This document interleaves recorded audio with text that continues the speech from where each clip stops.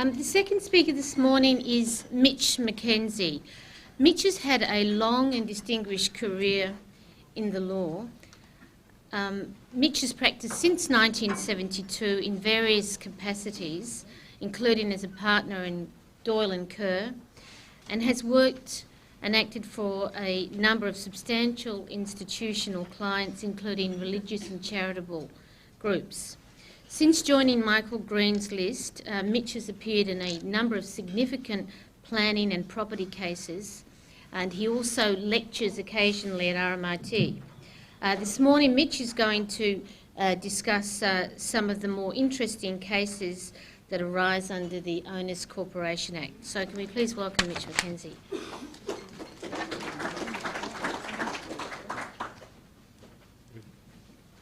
Good, thank you for that warm introduction. I was just asking some of my friends whether I'm standing up here with a piece of egg on the side of my mouth or anything, but I'm presuming that everything's all right. I don't really intend to talk to the paper. It's all there, written down. Most of you can probably read, and some of it's actually readable, I hope. I was looking to see whether there's anything new that had come by, and there's this. I quite liked a couple of phrases in this case, which is Owners Corporation SP 66609 against perpetual trustees. This is Palmer in New South Wales, and somebody managed to get perpetual trustee failing to pay some Owners Corporation quarterly payments, served a statutory demand. When it wasn't paid, kaboom, made a bankruptcy application on the basis that they were insolvent. Perpetual weren't very happy about that. After awarding some capped costs and a bit of a row about costs, Palmer says, I'm satisfied that the solicitor must have appreciated at the time of writing that letter that the OC's winding up application was a bluff, inflammatory and highly ill-advised, but a bluff nevertheless. He had telephoned OC's solicitor in an attempt to negotiate withdrawal of the winding up application, but had been met with a brusque response that Perpetual could simply pay the debt, which Perpetual disputed. So there was a fight about the debt and what was due and owing. I can understand that Perpetual's solicitor was piqued by this rebuff. However, the proper and professional response of a solicitor in that situation is not to answer silliness with silliness and write threatening to seek indemnity costs in amount which might have been justified in a genuine battle about Perpetual solvency between corporate giants. There's a bit of that sort of stuff goes on in Owners Corporation. That's happening. They're neighbourhood disputes in a lot of ways, and people get their knickers in a knot. They're upset about this and upset about that, and sometimes common sense goes out the door. So I was reading that and I sympathise with it, because often enough you're down there at a mediation and somebody's really wanting to make sure that their point gets across firmly and vocally.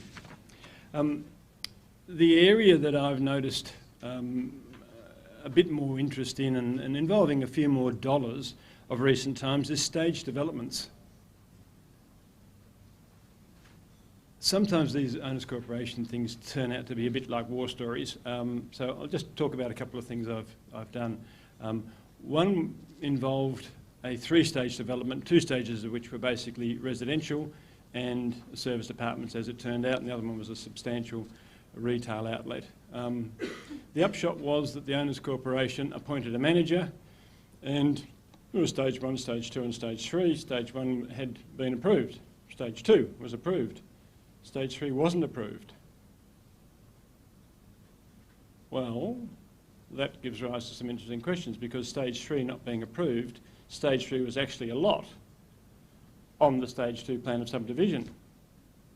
So when the agreement was done to appoint the appropriate manager as manager, it was said to be in respect of Owners Corporations 1, the unlimited one, Owners Corporation 2 and Owners Corporation 3.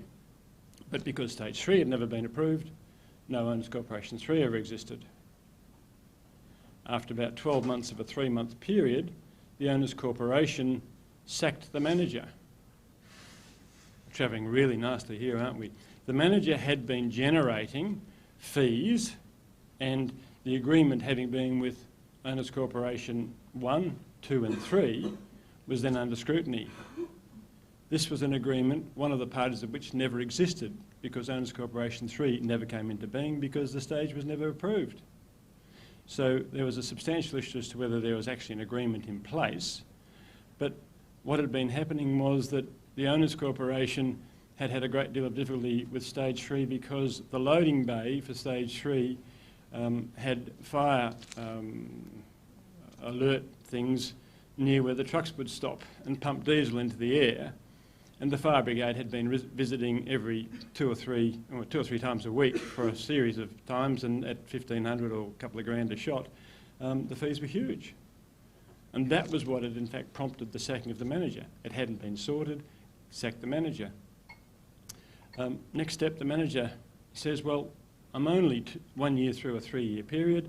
I was going to be paid, ballpark figures, 20 grand a year. So he had control of the funds. Surprise, surprise. He took 2 years' fees straight out of the funds into his pocket and departed. And we're down there trying to sort this out. We say, look, you weren't properly appointed, and how were you striking these fees? And then what we found was the fees were being struck on the basis that there was actually as if stage 3 had come into existence, and in fact fees were being rendered to a non-existent Owners Corporation 3, and the manager had arranged for GST registration for that non-existent entity. We had to unravel it. Very interesting, quite stunning actually when you think how far down the track in doing all this paperwork the manager had got. And there was no proper justification for any of it in law. We didn't run it, we didn't have to run it, we sorted it out, payments were made, somebody coughed up, we applied the substantial accrued fire fees to the appropriate recipient who agreed to make payments and sometimes done. But stage developments are causing some difficulties because, of course, these days you find stage 1 comes through, stage 2 is the next one, and if there's a stage 3, then you're up and running with the first stage. And I've seen another one where, again, Owners Corporation 1 is in existence, stage 2 and 3 are still to come, Owners Corporation is up and running, the developer has appointed what I might call an in-house associated company as the manager. That manager is cranking out fees, but not allocating any fees to stage 2 and 3, which are substantial lots with substantial unit entitlement and liability on the schedule. So you get setting up fees, $1,000, you get initial budgets, this, you get Owners Corporation management fees. I think that one was 50 grand a year. But you don't get the developer's other 2 lots coughing up for their share. It's as if the manager is only managing the lot that's finished. Well, sorry, it doesn't work like that. So there's also the well-known developer who keeps the airspace. He's got some development potential, builds this now, thinks that maybe he'll be able to put on a couple more stories, so he keeps the airspace and then likes a bit of control, so puts in unit liability and unit entitlement at a higher level. That's fine, but he's got to pay his share, and you do find that there is a willingness on the part of managers to allocate through the various unit holders on a basis which really won't stand up to proper inquiry. The other comment I was going to make, which arose from something I was doing a couple of weeks ago down at VCAT, where there'd been a 99-year lease for a peppercorn rent of airspace, and the top 2 units had then built up into that airspace. Because everything else was ground floor and retail, they then took the view that the foyer and central corridor in the particular development, 3 retail units one side, 3 retail units another side, central corridor and accommodation above. They put in security doors and prevented normal access up and down the central corridor. When challenged, and we've been down to a mediation compulsory conference, I think Member Levine was throwing his weight around again. The upshot of that was that the upstairs owner said, we've got adverse possession, we've been there 40 years. Well, the development was only done 30 years ago, and I had to, some of those ones I knew there was something hanging around, but took a little while to dig it out. When the Owners Corporation Act came through, it changed the Limitation of Actions Act. So Section 7C now says you cannot get adverse possession of common property. So with some delight, must admit it was 2 weeks after the mediation, I wrote out to my instructor in that one, said, look, I knew it was hanging around, but I found it. They can't get adverse possession, don't care how long it's been. It's cactus. They hadn't turned their mind to it, and there's no right for adverse possession under 7C of the Limitation of Actions Act, and that's been brought in by the Owners Corporation Act amendment. So those sort of little things are hanging around. They're the sorts of things that James and I and the people who are doing a bit of this might come across, but I was looking at my paper and thinking, you never know what's going to hit your desk and where it might require some thought or some attention, and it's not that easy to find any specific general principles. The rats ate my car. That's at the very back of my paper. My paper is just a bit of a run through some of the main cases, a bit of an indication of where to go for this or that. I suggest it's sort of nighttime reading if you can't get to sleep, and you'll be off like a shot immediately. But at the back page, they're a little conglomerate of things that I think are a bit interesting, and I tend to talk more about those because hopefully they are a bit interesting. The rat ate my car is the claim where somebody parked his Merc or Beamer or something in the basement, and that's what happened. The rats ate his car, and he was pretty unhappy about it, and he sued the Owners Corporation and the manager. Had a good crack at it. In the end, the question became, is this really an Owners Corporation matter? How does that relate to Owners Corporation? And it turned on this. Common property basement area, car park, he parks, but that's also the garbage bin and the garbage collection and disposal area. So the Owners Corporation has control of it, and there's that control management thing that James was talking about. The suggestion was that the Owners Corporation hadn't taken the appropriate steps to make sure that there weren't vermin wandering around the car park. The evidence was quite precise. It talked about the Owners Corporations Act, whether the manager had in fact engaged a pest control person and whether the pest control person had acted promptly and effectively. And in the end, it seemed to turn on whether or not there had been, if I might call it, a series of outbreaks of rat attack which would have prompted someone to know it was likely to happen. Otherwise, if there was just the normal provisions to deal with the normal risks, you don't get up. And that's what was found. He didn't get up in the end. And there was an interesting comment in passing in the decision where it was said, if he'd happened to just park his car outside on the street and the rats were swarming, sort of a Pied Piper situation, swarmed out onto the street and ate his car, would there be any right to him then come back and say, well, there's a high likelihood that if I can't get in the car park or I park just to go off somewhere else, then where would it stop? So in the end, it was one of those ones where you still have to prove your case. It doesn't matter if it's Owners Corporation or don't Owners Corporation, and you've got to prove that someone didn't act diligently. It's a due diligence, a proper care, a reasonable foreseeability sort of test floating through. But you never quite know what's going to happen. I was reminded when James was talking about the water case and the pipes, and chatting to a couple of friends, there was discussion about leaves in gutters and gutters overflowing and coming back into the corners here and the corners there. There's a nice case, it's note 1, Nikita and the owners of strata plan such and such. That's Bryson in New South Wales. Again, they're ahead of us in nearly everything. All the cases, New South Wales are more litigious, they're in there quicker and charging more and getting, so there's a fair bit of case law coming from that direction. But Bryson dealt with ongoing problems with water coming through walls and then causing difficulty and causing damage to carpet, floors, walls themselves, and some subsidence. And the decision runs pretty much as you might expect.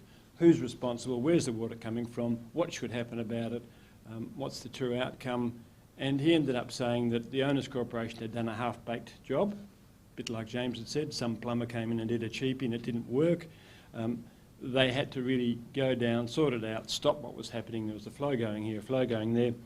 What attracted me, or what was a bit interesting in that decision, and it came just in the last couple of paragraphs, which was Bryson then said, I order the owners' corporation to make the necessary payment for the damage suffered, to undertake the repairs, to pay interest and to pay costs.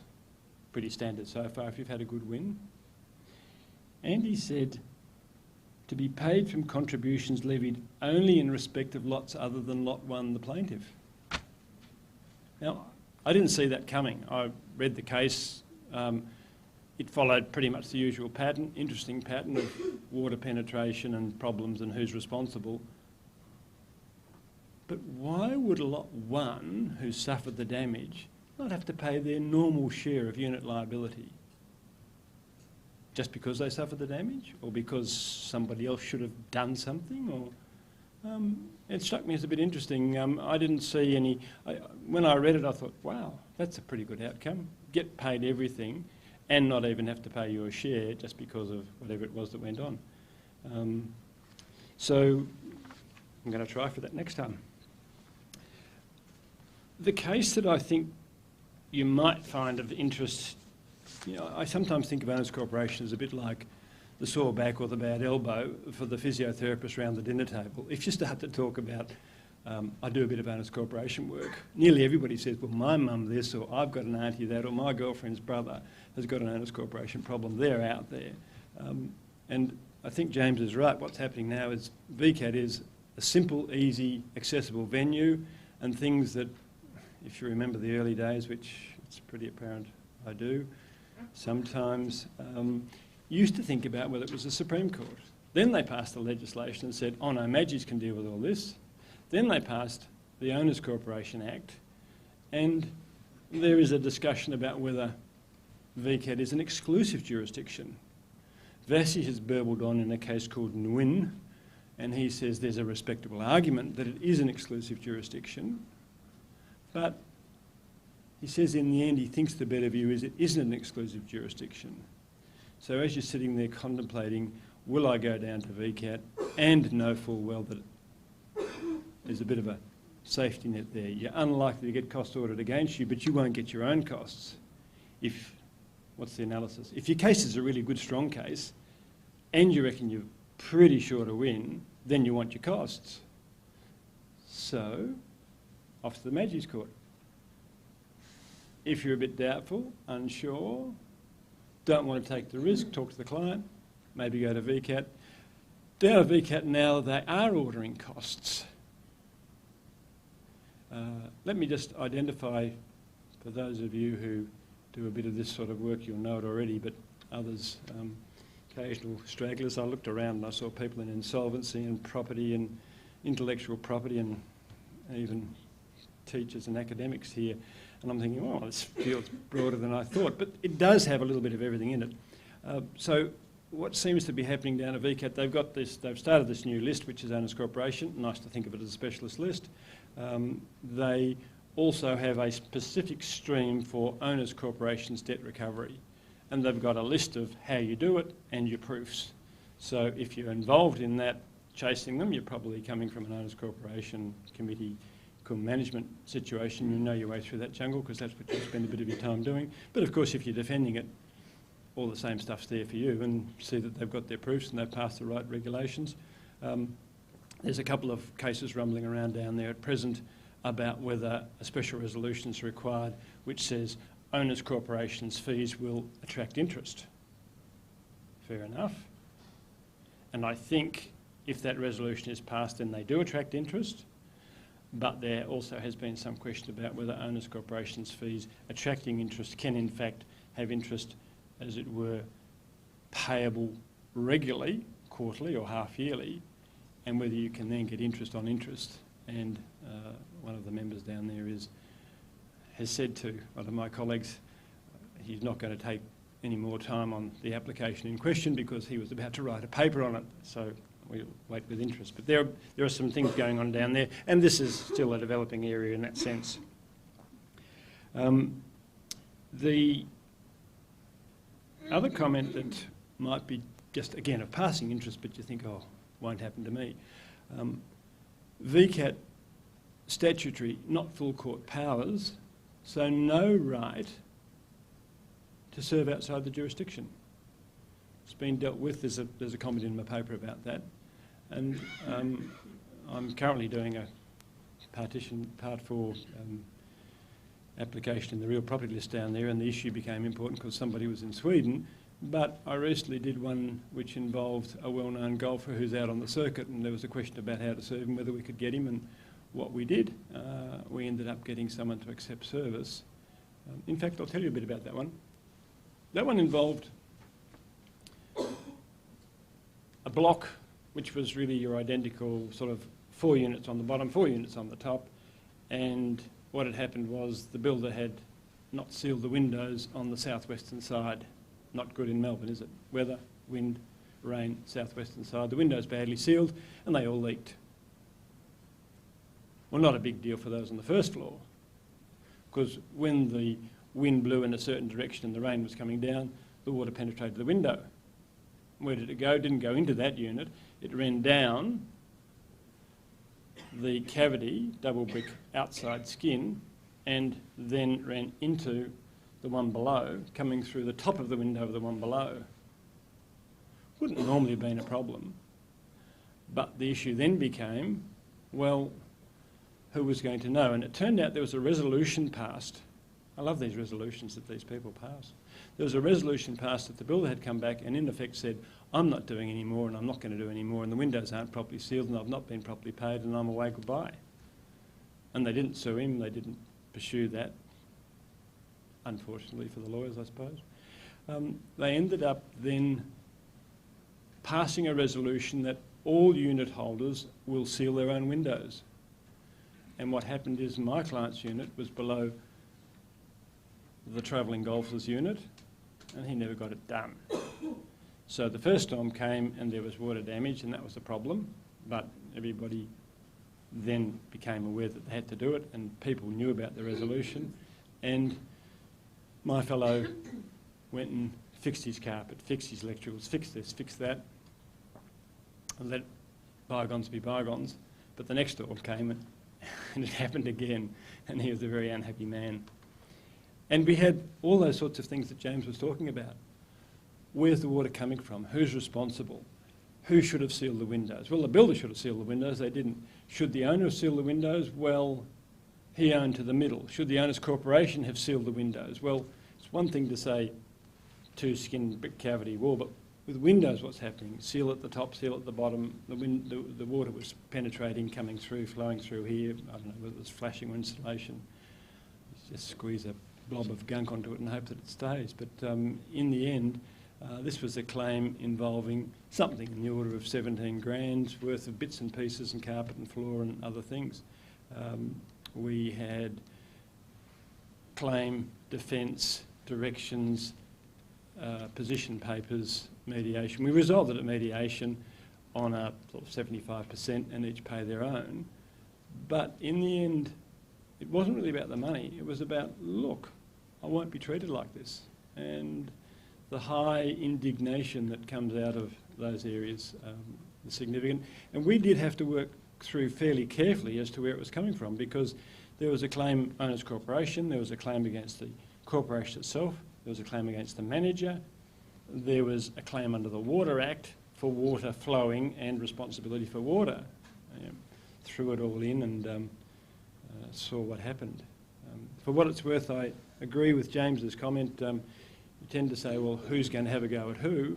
And my inclination is acting for lot owners, by and large I do, but I have a number of interesting owners corporation clients as well. But I usually have a go at the owners' corporation, but I'm not at all hesitant in saying have a go at the manager as well, because the manager quite often will have an insurer, and depending on the sort of quantity involved, if you end up with enough pockets around the table on the normal principle, you'll get them settled.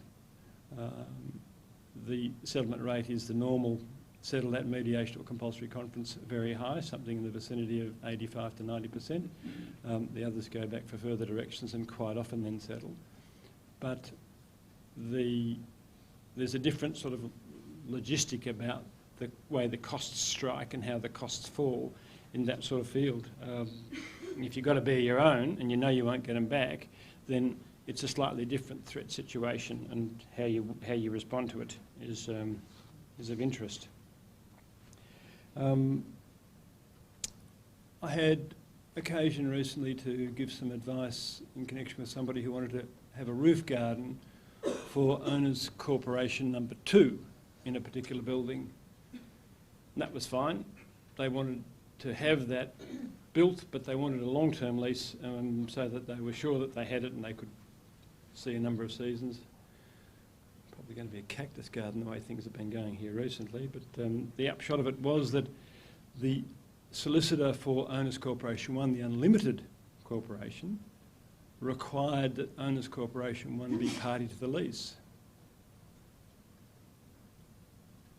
When asked why, it was because Owners Corporation 1, that's the Unlimited Corporation, if you're familiar with the 1s and 2s and 3s, Owners Corporation 1 was the registered proprietor of the land. So that's where the tension comes in. The solicitor for the superannuation fund that controlled Owners Corporation 1 was against the roof garden. The members of Owners Corporation 2 were more the local residents, and they were in a situation where they were content to let it happen. So if we could get it that the lease was given by Owners Corporation 2, we'd get it through. But if we had to involve Owners Corporation 1 because of the broader catchment, we weren't going to get it through. So my task was to do an advice saying, is the mere fact that Owners Corporation 1 is the registered proprietor enough to say they're the only ones that can give a lease? Well, you ask for your search, and of course the search comes back, and the two vital bits that you need in your search aren't included in the normal search, and that is, what is the nature of the limited owners corporation? What's its role? And there's a couple of pages which I was speaking to the surveyor about it at some length. I said, where's the paperwork on this? And he said, oh, Titles Office don't put in that stuff. I'd read the plan, I couldn't find what I needed, and there were 3 pages missing, and they were the pages that said Owners Corporation 2 is this, and the limitations on Owners Corporation 2 are the following.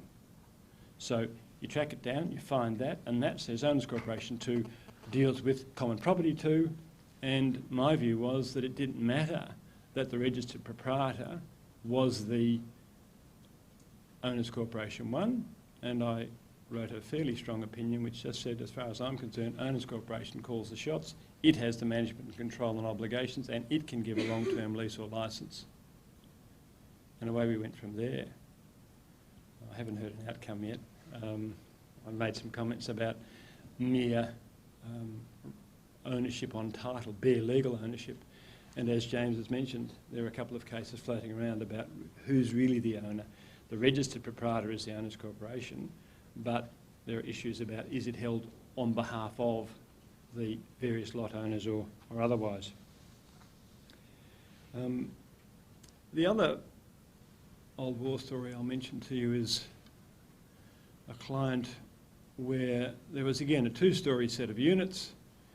There were stairs up to balconies, and the balconies at the entrance to the upper stories were included, as in the sort of plan that James has shown you, as part of the freehold title to the upstairs owners.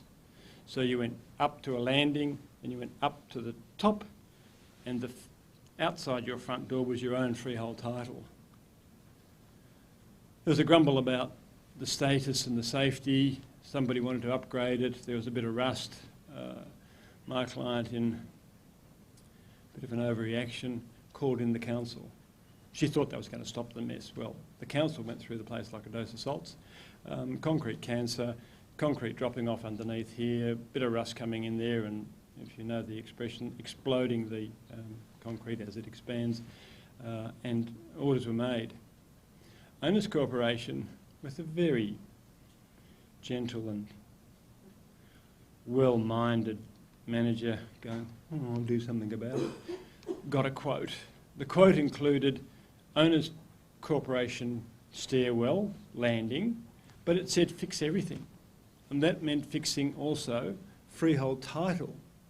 Didn't separate the Owners Corporation saying we'll fix Owners Corporation property and included freehold title. My lady's resistance escalated to the extent that she was pouring water on people who were trying to place concrete and scaffolding down below and organising all this. Without being unkind, at one stage she went off for about a 4-week holiday under supervision, and then she came back, and in the end the Owners Corporation finished the job, but they didn't do the stairs up, which is common property from the first landing, and they didn't do outside her freehold because we'd written a number of letters bordering on the silly, threatening all sorts of things, so they backed off. But the upshot of it was that the quote they had and the work they didn't actually comply with the resolution they passed, and they changed it in the running, in large part in response to the aggravation stemming from this particular owner who reckons she can get it done quicker and cheaper, and I haven't heard from her for a year, so my guess is it's still exploding and the concrete is still causing all sorts of problems. Caroline, I'm aware that, yes, well, read the paper if you can't get to sleep, and some questions, please. I've got a couple of diathetics organised if no one else is prepared to do anything. Thank you, Jeffrey. We've got a few minutes now for questions. If there are any questions, could you please indicate to which speaker they are addressed, and try to keep them short. Gentleman over there.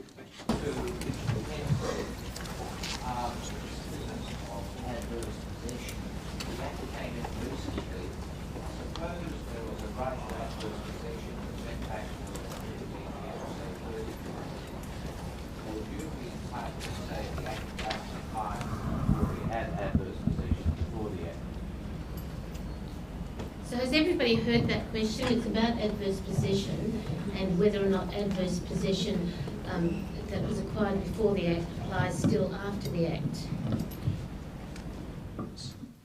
So I'm going to do something really awful and read the way the legislation runs. Despite any rule of law or provision made by or under this or any other Act, but without limiting Section 7, which is the Limitation of Actions Act, the right, title and interest of an owner's corporation or an owner of a lot affected by the owner's corporation in land which is common property affected by the owner's corporation is not affected by reason only of any possession of that land adverse to the owner's corporation or the lot owner by another owner of a lot. Now, interesting question. If you say adverse possession had arisen prior to the Act coming into play, it's clear that from the moment the Act came into play, it's then common property, and any rights that are said to accrue thereafter are clearly lost.